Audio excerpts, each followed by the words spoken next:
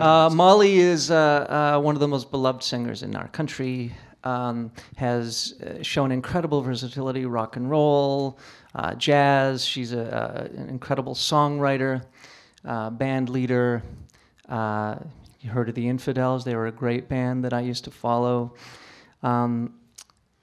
She also, the thing about Molly is that she has been involved more than most musicians, I'd say, that I know, involved in causes, humane causes, including work she's done. She did extensively for people living with AIDS. What do you call it? Member of the Office of the Order of Canada? Member of the... Yeah. Molly is that. The one up from the one you saw on Mansbridge or Ross. It's just so the next. You're a level above Ross Porter, CEO and president of Jazz FM 90. You hear that, folks? I actually am. Yeah, good, good. I like to tell him that whenever I see him. And Mansbridge. Oh, good, yes. Yeah. Whenever you see Mansbridge. Yeah. Mansbridge will be here later to read the news. That'd be good. He's not here. What was I? There was something. Oh, yeah, I was talking about you. Yeah. So, anyway, it's an absolute pleasure to have Molly here. I'm sure that we're going to have... The thing about Molly that I've noticed is that, and I did sort of hint at it before, is that I have a set of questions, and I have a sense how the next hour is going to go, but I don't think it's going to go that way. I think that there tends to be a wonderful meandering, which is only welcome. So please, a round of applause for the magnificent Molly Johnson. Thank you very much. So I'm going to grab my questions. You do that, David. Good luck with that. Now, you have been in the milieu of entertainment for some time now. Mm-hmm. So can you just approximate at least how old you were when you first began as a professional entertainer and how you got there? Well, I was 6 months old when I got my ACTRA card for being the first non-white Ivory Snow baby. And that was in probably 1960. I then morphed into a CBC child actor because Casey and Finnegan lived across the street from me, didn't they? Casey, boy or girl? Anyone know? It's fluid. It's fluid. Well, way before Pat on Saturday Night Live was Casey. Do you remember that? Okay, not to date myself, but I love dating myself. So before Pat, and remember Lorne Michaels grew up in Toronto watching Mr. Dress Up, and for that matter, Casey and Finnegan. I'm just saying. So they lived at the lovely Judith Lawrence, who was the creator of Casey and Finnegan and the Tickle Trunk, actually lived across the street from us. We lived in a neighborhood full of CBC types and artist types, and and that morphed, into a Mirvish family affair that lasted for decades. Can you just, sorry, you're throwing things out that you think are just so natural. Can you just maybe describe, so when you say the Mirvish family affair, what does that mean? Well, that means that my mother went back to law school and she left me with a portrait painter who had a studio on Markham Street, and she was my babysitter. It was the 60s, and there were very few brown-skinned people in Toronto, like really none. I was the only brown-skinned kid in my entire public school. Fabulous. I was so popular. I can't even believe how popular I was. Oh my God. It's heaven. Anyhow, my mother, being, inclined to civil rights activities, quickly picked up that Ed was kicking out all the artists on Markham Street to make an artists' enclave, which of course the artists couldn't afford to live in. So my mother was of course pointing this out to him one day on Markham Street when my brother and I skipped down the stairs to get picked up by her. My brother and I both being brown-skinned, my mother being blonde and blue-eyed. And Ed looked at my mom and said, "Where do these kids come from?" And my mother said, "From me." And he then went on to call the house when he needed kids for whatever shows he was doing. So Finian's Rainbow, Annie Get Your Gun, just a million, just on it went. and there were no agents. It was Ed and my mom. And if my brother's homework was done, we were then put in a cab and sent down to the theater, the Royal Sorry, Alex. was he honest? He was very honest. I adored Ed, and I absolutely love his son David, who I kind of grew up with, who I think is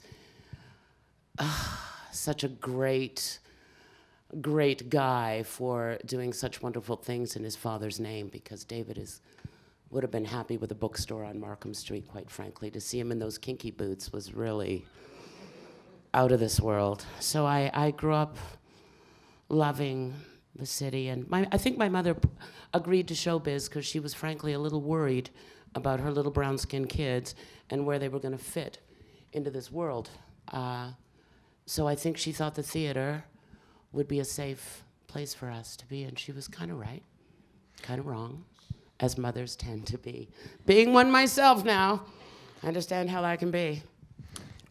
Was there a point at which, I think there's a difference, I'm just projecting because I don't know, but I think there's a difference between being a kid, a child in showbiz, and then being at a point where you decide, this is what I want to do. This is what I want to do. Yeah, was there a point where you went? There was a point where I knew what I didn't want to do. I'm really good at that. And I remember doing a show at the Crest Theater on Eglinton Avenue, and it was a show called The Me Nobody Knows, and there were piles of kids auditioning for it. And we were all on the stage, and they called the winners up, again, I hate theater, up to the lip of the stage, and we were now going to be the cast of this show going forward. And as family legend has it, I said to everybody in the audience, which at that time would have been the director and the producer and all these mothers, and not my mother, of course, she was busy solving problems around the world. We were put in a cab and sent to the theater. The farthest thing away from a stage mother you could ever imagine was my mother. We have no photos of any of this, by the way, if you're wondering. Aren't you having a cute nun?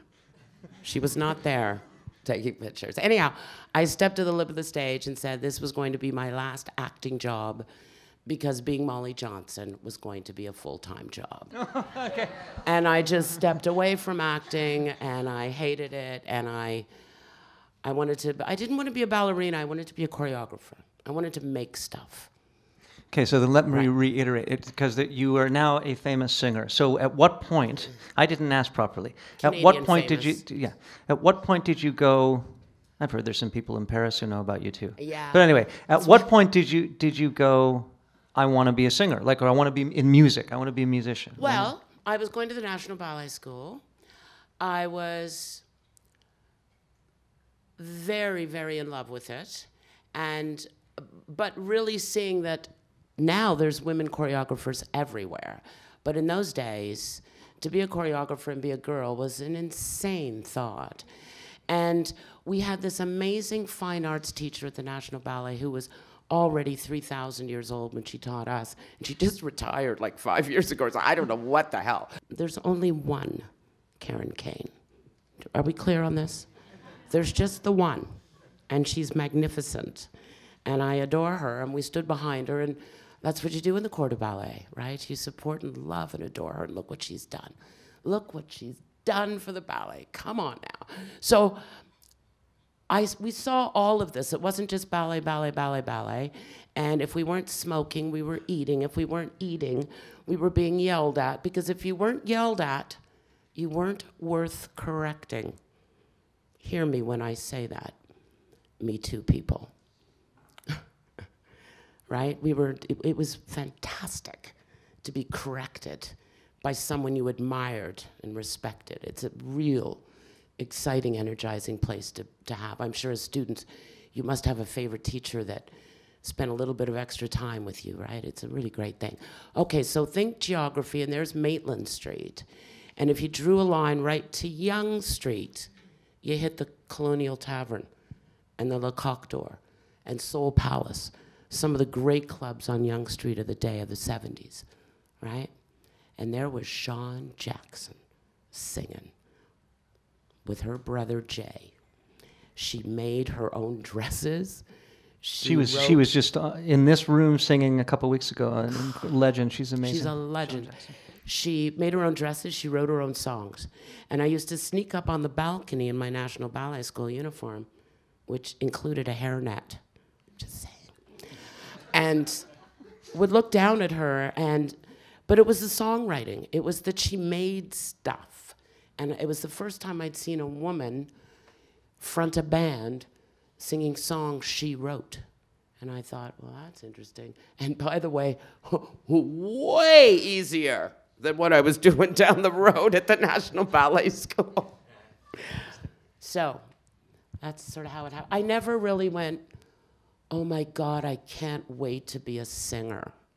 I don't even actually like singing. I find it really dumb. Is that on film? Because I really hope it is. For all you singers, it's annoying. I use my singing powers to do good. I use that to focus and funnel on all the great things I can do because I'm Canadian famous. Can you just for the sake, for this benefit of the studio audience, just clarify what you mean by singing is annoying? What do you mean by that? I'll think about it. Singers, everybody hates singers. Oh. Oh. Seriously. Yeah. No, that's singers are annoying, not the for you, the process of singing. What do you mean? If you're not writing your own songs, if you don't have your own things to say, you should stay home. You understand me? You're clogging up the industry with garbage.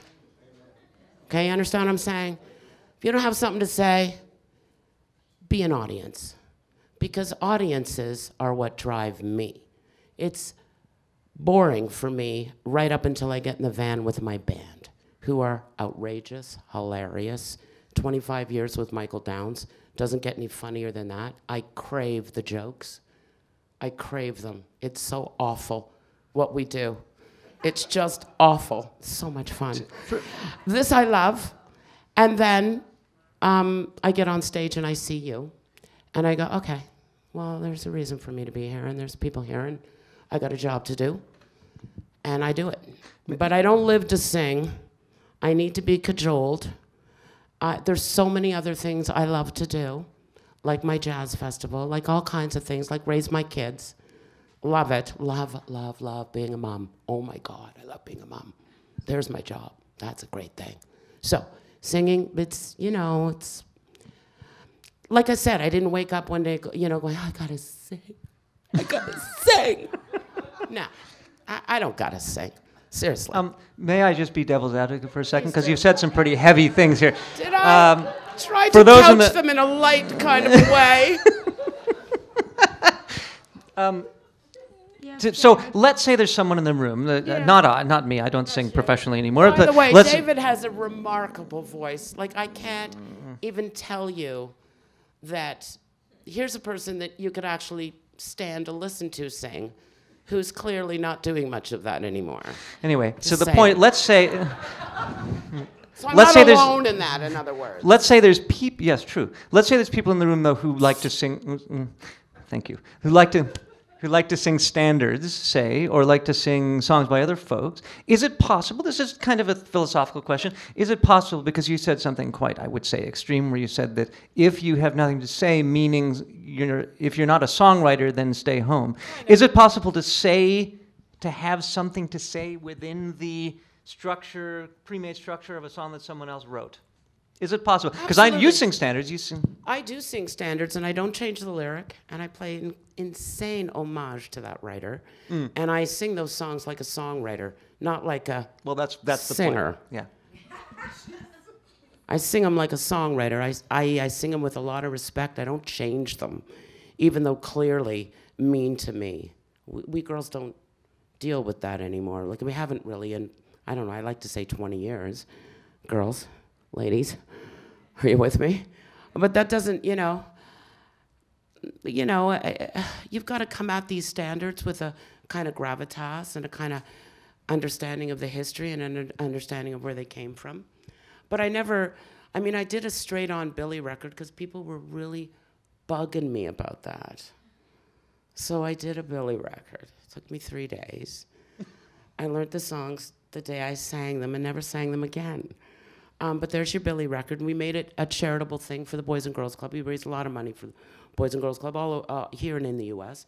We actually got to take Billy's royalties for a year after I bullied their label into it. For a year, those royalties went into the Boys and Girls Club, and for once in Billy's life, she actually got to do something with her royalties. Let that be a lesson to you songwriters. Protect your royalties. Okay? I'm not answering. Yeah, you. No, you're doing a fine job. Am I? Okay. Is she doing a fine job? Don't you think? Now Merci beaucoup. You've already half answered this, but I think you could elaborate a bit. I asked Matt when he was here too. I said, can you name 2 or 3 formative records or performances that really have meant a lot to you in terms of your style and your singing and your musicianship? You said seeing Sean Jackson at the Colonial. Yeah. Are there other experiences like that, or records that have been important, or like influences? Sean was big because I was such a kid, and she really showed me the way. She actually did. With the Billy thing, I made a point of not listening to Billy. Like, I actually shut her down because I was so annoyed. There's that word again. I'm old. I get to use it a lot. I was so annoyed with people going, oh, you're just like Billy. Like, I'm nothing like Billie Holiday. Give me a break. I grew up in a very privileged, clearly, I went to the National Ballet School. I was the only brown kid in my class. I wasn't raised in Philadelphia in the dark, deep ghetto. Like, I had a very privileged life, and I had that life because my parents and their generation kicked ass for me. So I broke every rule for me, created an incredible life of privilege for me. The last thing I was going to do was fall into all the terrible, horrible things that happened to Billie Holiday. So it annoyed me when people said, you're just like Billy. Are you kidding me? I'm nothing like Billie Holiday. I'm because of Billie Holiday, for fuck's sakes. And that was the message with the Billie Holiday record. Anytime anybody asked me, I got to say exactly that. Everywhere, anywhere, constantly. We need to talk about that. So I didn't listen to Billie, and frankly, I was in a rock band called the Infidels. We were listening to Aerosmith. Altamota was even more insane because I had a blonde mohawk and wore 1950s bathing suits and was so anti-car and so anti-oil in the Middle East and so crazily political, which clearly I have not lost a lot of that, but yeah, Altamota was, we were the dance band for the punks. We were a band that played to pre-recorded audio and video. We had a video artist in the band. He filmed and made films that ran alongside us on monitors. It was insane. We had to borrow all the TVs or we couldn't do the gig. Couldn't play on a Friday night because everybody was at home watching Dallas. It was a problem. Probably not the best business model I've seen. No, I've never had a good business model, and you know that as you handed me a payment for today, and I didn't realize I was getting paid. It's like, what's this? What's this piece of paper? Can I tell a story? Can I tell a brief story? So I was once, this will lead somewhere pertinent. I was once in your apartment, and you weren't there. So it was in Kensington Market. You go down a laneway and there's a cul-de-sac. Am I right? Your house, yeah. I was in there. My best friend at the time was your bass player, Gordie Johnson. And I was in there. And suddenly you burst through the door with 2 other people. And I've been singing all day, like that. I've just been singing at a session for Tom Cochrane. And it was that tune, wasn't it? You'll hear Molly on Life is a Highway. She's on that. Zero. Zero money? Zero money. You got paid for the session, though. $262. There you go, and no royalties after. Well, here's the problem here. But jingles, you get royalties. Here's the problem with Old Tom. This is not where I want it, but go ahead. Go ahead. We are talking the music business, aren't we? Well, how old was I? 20-something? Yeah. Yeah, he sampled my voice. He's been using that for the last 25 years live. So when he plays it live, someone presses a button on a keyboard yeah. and you. Ask me how much I'm making on that. $0. $0.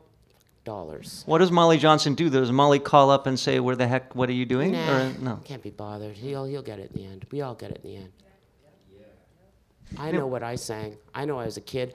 I know that to get there for that session was crazy because I took a cab and I didn't know where Metalworks was. And Oh, that's expensive. yeah, and the cab broke down, and the cab driver was a motorcycle guy, and I had a bike at the time, so we talked bikes for a bit. Now this is before cell phones, and he called up a few of his buddies, and I got on the back of one of their motorcycles, and that guy drove me to my gig. And that could have been the last time you ever saw Molly Johnson. Never mind, life is a highway. But nope. I promised this guy I'd introduce him to Tom Cochrane. I didn't really know who Tom Cochrane was. But here's my, I was leading somewhere. Okay. It's because yes, you can say that you didn't make any money in the gig, but you did make, for some people, $266 at that point would have been okay. So yeah. What was it that led you to break into to session singing, to being a back singer, all that stuff? How did you get into that scene? Because you've done a lot of voice work, you've done a lot of singing. Yeah, the backup singing stuff, I love being a backup singer. Now that's a good singing gig because you got no pressure. You're just, stupid. You got to get the steps right, though. Anyway, yeah. I got to do that for Celine Dion, who is one of the most magnificent creatures ever to grace this earth. She is absolutely what you think she is, and more. Just nutso. Genius, brilliant, beautiful, generous, kind, and probably the funniest person. Top 5. Celine Dion. Yeah, man. Oh. I know she owns Schwartz's in Montreal now. Thank God she does. She's paying for half of Montreal right now. She's an amazing creature. So how did you break into backup singing? It was Jeff Healey. I don't know, Jeff. I did a lot of singing for Jeff, who I'm pretty sure wasn't blind, based on the way he carried himself. The guy had more sight than all of us. It was ridiculous. His sense of smell, his sense of hearing, his sense of space and time. Oh my God, what a magnificent creature. Yeah. Magnificent person. Remember that Matt talked about the Battle of the Bands? I was in a band with Jeff Healey at the concert hall when I was 17. Really? I'm a soul man. Yeah, right. David can sing, right? You have no idea. Anyway, sorry. So I guess it was Jeff, and then it was that same producer that produced Jeff that also produced Laura from the Leslie Spitt Trio and also produced Tom Cochrane. His name is Joe Hardy. He also did the ZZ Top records. And, oh my God, this guy, Joe Hardy, amazing producer. I learned so much from that guy. And basically, this is before auto-tune. So Joe would actually have me come in and sing entire songs and get the melody, get it exactly right. And then Joe or whoever, singer, would come in and use my vocal as a guide track and then mix it out or mix it in. So I was a guide track singer for ages. I'm not a good harmony singer, as Celine quickly found out. I don't do parts. I don't do much, but I'm a lot of fun, and I look great. So there was that. There's a lot of that. An awful lot of that. I was trained as a dancer, not as a singer, so I didn't have. But what's the magic ingredient? Because I'm trying to Hamilton, get to a place where we can We get to an can, idea of advice or ideas for why did you keep getting calls back if you can't harmonize? Like what, you know what I mean? Like what Yeah, is it? yeah, What was yeah. that magic ingredient? Secret sauce. No idea. I'm the daughter of a coach. My father was a coach, an excellent coach. Grew Of up what? with a guy with just about every sport you can imagine. He taught himself to ski, taught himself to play hockey. He did all kinds of things. He lived in an Adidas tracksuit with an afro. He was super bad. Like, man, super bad. Had a ragtop Firebird, red convertible in the 70s. Lived in Rosedale. He is a black man in Rosedale. So just need to say that out loud a few times. Man, he was happening, but he was a great coach. You know, he taught me a couple of things. Surround yourself with great players. Give them lots of room to be great. Lots of room to be great. This is leadership. You know you've built a great team and you can walk out of the room and it doesn't fall apart. How many times do I walk off stage and Robbie Botosh can play for 2 hours? I don't need to be there. I do take advantage of that, by the way. But he taught me, how to build a great team, how to work with people. My mother was a civil rights lawyer. I mean, nothing says strength and power as a little tiny white woman in South Africa. Working with Nelson Mandela, working with Fidel Castro, working with Jimmy Carter. Like, these are people that were in my grill growing up. No time for me to complain that my mother wasn't home because clearly, your mother used to say, there's people starving in Africa. You should eat those vegetables. There's kids overseas don't have no. Okay, my mother had those people in our kitchen. Like, they were at the table. So I grew up with a great sense of community and teamwork. I guess growing up also in theater and television as a small child and really understanding what happens behind the scenes and how critical these people are. Again, with singers, they walk up to the microphone and start singing. Yay, yay.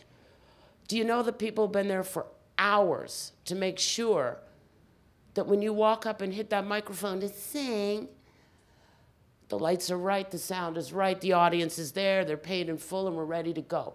That took a team of people to do that.